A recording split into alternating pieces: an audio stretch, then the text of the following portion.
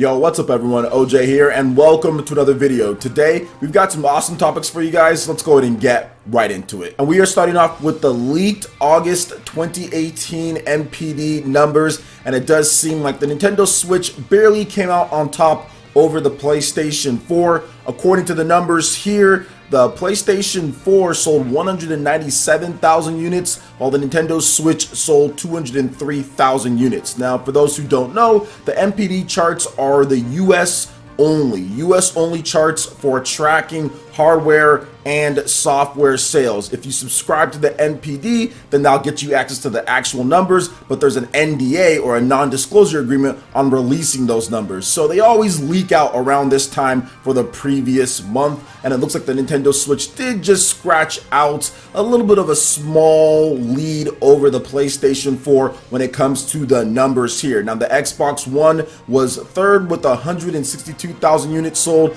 and the Nintendo 3DS still chugging along, sold another 71,000 units in the US for August. So really good numbers overall, I think, for the industry, considering these are usually the slower months that we see, and the previous month was a little bit higher with some of the releases. I know July had stuff like Captain Toad and also Project Octopath Traveler. I keep on saying Project Octopath Traveler as well. September and the months upcoming should be a little bit more exciting with releases and everything, and probably pick up the numbers a lot more, especially with stuff like Red Dead and Call of Duty upcoming. But even stuff like Torn of the Golden Country should boost Xenoblade Chronicles 2 sales, should boost up Nintendo Switch sales. And there's been a number of other games that are coming out too, especially at the end of the month. Valkyria Chronicles, also Dragon Ball FighterZ. There's a lot of cool games coming, so that should help out with Nintendo Switch sales, and then PlayStation 4 and Xbox One should be getting a nice boost as well with Red Dead and stuff like that coming out in the following months. Super Mario Party's coming out as well, and I think this is the second consecutive month in a row that Nintendo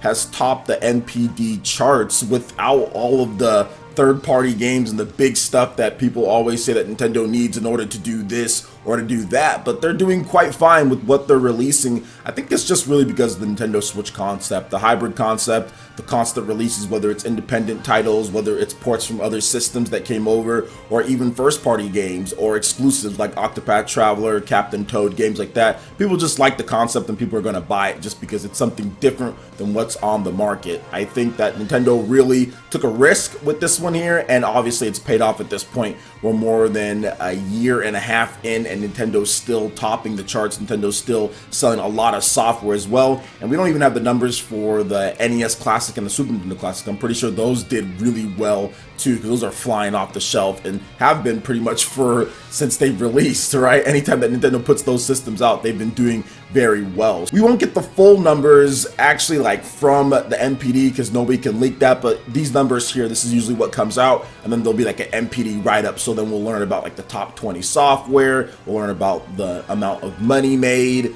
and all of that. Then sometimes Microsoft, Sony, or Nintendo will release more information on that, but usually they stop. They used to release statements all the time saying, oh, well, we were the number one and blah, blah, blah, but now they don't even really do that anymore. Now it's just like, okay, yeah, the NPD, blah, blah, blah. Like, that's done.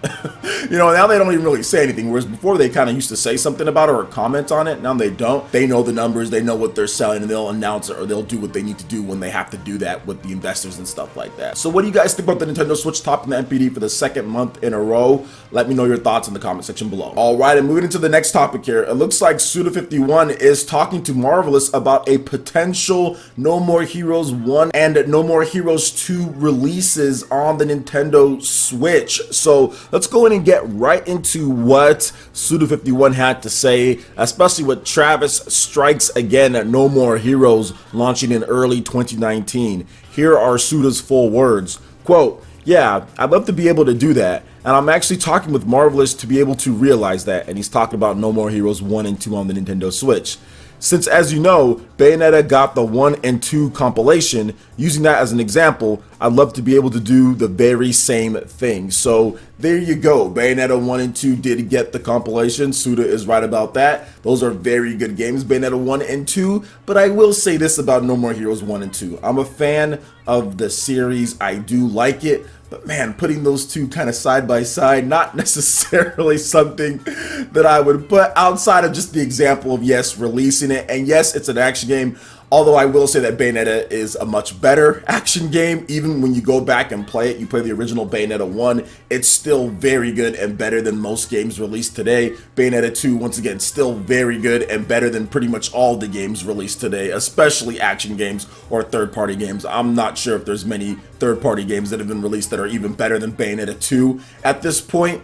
But to say No More Heroes in that same vein, like if you re-release those games, are those games still good enough? Do they still stand up? And I'm not sure if they do. Like I said, I did love the original releases, but guys, the open world or the open areas in No More Heroes 1 are rough.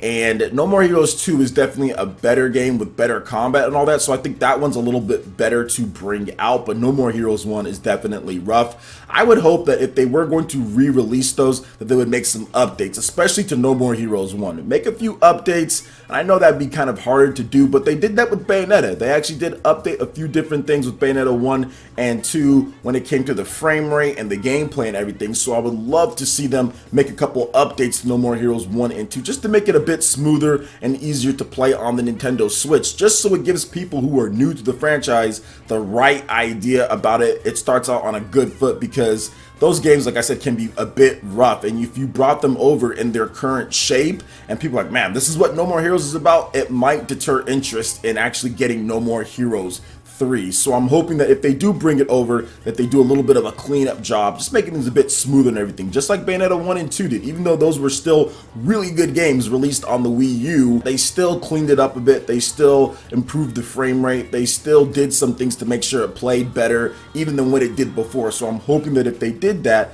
which is bring over No More Heroes, that they do clean it up just a bit. I think a 60 frames per second upgrade would be really nice, because those were 30 frames with some dips here and there, but mainly just 30, so kind of upping that up to 60 would be really cool if they were able to do that. And then just cleaning up the open areas in No More Heroes 1. The hitboxes on the cars were crazy. Like, you can like get next to them and like you like rub or bounce off, and when you didn't even touch them at all on your motorcycle, it was kind of rough. So we'll see what they do with that, and I'm hoping that Suda can get a deal done with Marvelous to release No More Heroes 1 and 2 on the Nintendo Switch. So what do you guys think about what Suda had to say here? Would you like to play No More Heroes 1 and 2 on your Nintendo Switch? Let me know your thoughts in the comment section below. Alright, and moving into the final topic here, it looks like Nintendo of America will be releasing a Fortnite Nintendo Switch bundle. This was recently announced on the official Nintendo of America Twitter page, and it also went up like on Nintendo of Europe and other official Nintendo accounts on Twitter, and I saw it right away and I was like, wow,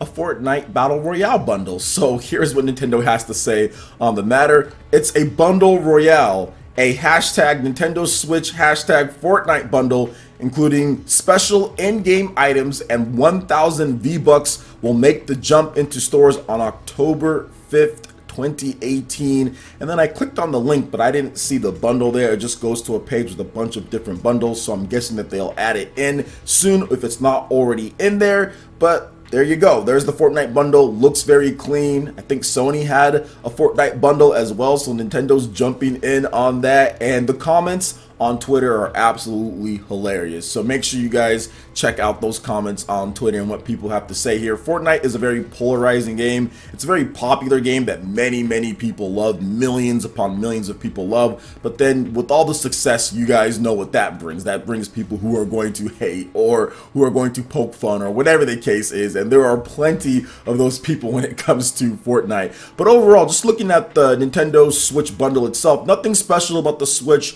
There's no special designs or anything like that. You get the blue and red Joy-Cons, which actually match the Fortnite color scheme or what they try to do there anyway, so it looks very clean and natural with just the standard Joy-Cons and everything. The V-Bucks that you get, that's cool. I mean, if you're into Fortnite, I guess you would already have it, but it's not like it's more expensive or anything like that. You essentially get the extra stuff for free because it's $299.99. So it's not like they're charging you anything for like the 1,000 V-Bucks and special in-game items. You just get some extra stuff in there, which is the business deal between Nintendo and also between Epic with Fortnite. So I like it. It can't hurt, right? I think this is definitely going to be a good thing. If you're someone who is looking for a Nintendo Switch and you want to get some extra stuff, Fortnite was going to be a game that you were going to download anyway. Why not pick up this bundle over just the standard bundle, since it's going to be the same exact price. So to me, it makes sense for them to do this. It's a good business deal. Fortnite is big. People are going to see that in stores and be like, okay, if I'm going to get a Switch, I'm going to go ahead and get that one there. It's good for third-party relations with Nintendo and Epic. I mean, there's just not really a bad thing about this. It's a win-win situation for everybody involved, whether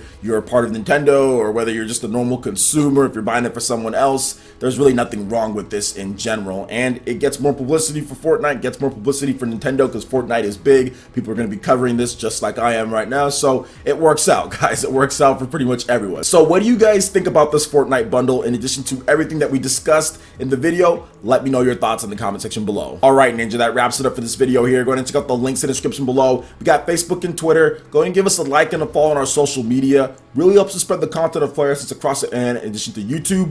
Also makes you check out our Patreon, Twitch, and YouTube live gaming pages and consider supporting PlayerEssence. Hit that like button if you did like this video. Lets me know you guys want more content like this going forward in the future. And subscribe to PlayerEssence for the latest RPG, Japanese, and Nintendo gaming news. Thank you so much for watching, and we'll catch you guys for the next one. Peace.